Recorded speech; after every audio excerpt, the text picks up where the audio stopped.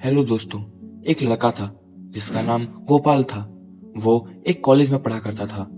एक दिन उसने अपने कॉलेज में एक लड़की को देखा। वो लड़की बहुत ही खूबसूरत थी और देखते ही उस लड़के का मन उस लड़की से बात करने को होने लगा। कुछ दिनों के बाद वो दोनों कॉलेज के बाहर अचानक मिल गए और मिलने के बाद उन दोनों में बात शुरू हो गई। लड़की गोपाल को अपना अच्छा दोस्त मानने लगी, पर गोपाल उस लड़की को पसंद करने लगा। कुछ दिनों के बाद लड़की के पिता का शहर से बाहर एक दूसरे शहर में ट्रांसफर होने के कारण उस लड़की के परिवार को मजबूरन शहर से बाहर जाना पड़ा।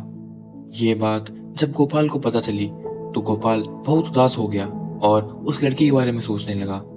दिन गुजरते गए। गोपाल उस लड़की के बारे में पूरा पूरा दिन सोचा करता और उसका किसी भी काम में मन नहीं लगता। गोपाल के दोस्तों को गोपाल की चिंता होने लगी और वो गोपाल को समझाया करते, पर गोपाल बोलता कि मैं बहुत कोशिश करता हूँ, पर मैं चाहकर भी सब कुछ भुला नहीं पाता। एक दिन गोपाल के दोस्त ने उसे शहर के बाहर एक सन्यासी मुनि के बारे में बताया और गोपाल से कहा कि वो उन सन्यासी मुनि के पास जाए। तो अपने दोस्त के कहने पर गोपाल उन मुनि के पास गया।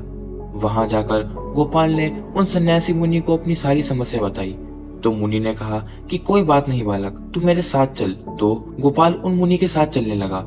चलते चलते ही मुनि ने गोपाल को एक ऐसे आदमी को दिखाया जो कि गंजा था, जिसके सर पर एक भी बाल नहीं था और वो ईंधन के लिए लकड़ी काट रहा था। उस आदमी को लकड़ी काटता देख मुनि ने उस आदमी से कहा कि आपके सर पर एक भी बाल नहीं है, इसका कोई कारण? तो वह आदमी बोला कि मुझे बालों का बहुत शौक था, पर पता नहीं किस कारण मेरे सारे बाल झड़ गए। ये बात सुनकर मुनि आगे बढ़ गए और उन्होंने गोपाल को एक और आदमी को दिखाया जो कि एक टांग से लगड़ा था और वह बाजार में सामान ले रहा था। ये देखकर मुनि उसके पास गए और उससे पूछा कि आप एक टांग से लगड़े हैं, इसके बावजूद भी आप इतनी दूर आकर यहाँ बाजार से सामान ले रहे हैं। तो उस आदमी ने बोला कि जीवन जीने के लिए वस्तुओं की जरूरत पड़ती है और वस्तुओं के लिए इंसान को बाजार जाना ही पड़ता है।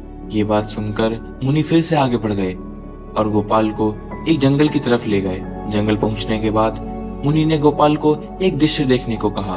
तो गोपाल ने देखा कि एक हिरण अपने बच्चों को लेकर नदी पार कर रहा है और नदी पार करते ही बीच में एक मगर ने उस हिरण के एक बच्चे को अपने मुंह में दबोच लिया।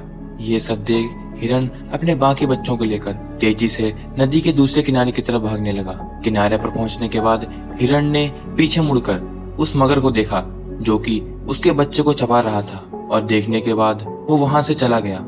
ये दृश्य देखकर गोपाल अंदर से बहुत दुखी हो गया। मुनि गोपाल को लेकर फिर वहीं आ गए जहां से उन्होंने चलना शुरू किया था। लौट कर आने के बाद मुनि गोपाल से बोलते हैं, गोपाल, इन तीनों दृश्यों को देखने का उद्देश्य मैं तुम्हें बताता हूँ। पहला आदमी जो एक चीज को बहुत पसंद करता है लेकिन वो उसके पास नहीं है, फिर भी वो जीवन जी रहा है और कर्मों को कर रहा है। दूसरा आदमी जिसके पास एक महत्वपूर्ण अंग नहीं है, फिर भी वह जीवन जीने का प्रयास कर रहा है। और तीसरा हिरण जिसके बच्चे को मगर ने दबोच लिया, फिर भी इतनी दुखी हालत में वो अपने बच्चों को लेकर आगे बढ़ गया। मुनि गोपाल से बोलते हैं, गोपाल, इन तीनों दृश्यों से मैं तुम्हें ये स्पष्ट करना चाहता हूँ, जीवन में कभी भी किसी भी चीज को लेकर रुकना सही नहीं, बल्कि आगे बढ़ना जरूरी है। जब इंसान अपने दुख में और दुखी होता है तो वह इंसान अपने पूरे जीवन में दुख के अलावा और कुछ हासिल नहीं कर पाता। इसलिए इंसान को हमेशा आगे बढ़ने का प्रयास करना चाहिए। इस कहानी से आपको क्या सीख मिली, नीचे कमेंट बॉक्स में लिखकर बताइए। एंड और ऐसी वीडियोस के लिए हमारे चैनल को सब्सक्राइब करिए। मिलते हैं आपसे फिर किसी ऐसे ही वीडियो में। तब तक के लिए गुड बाय।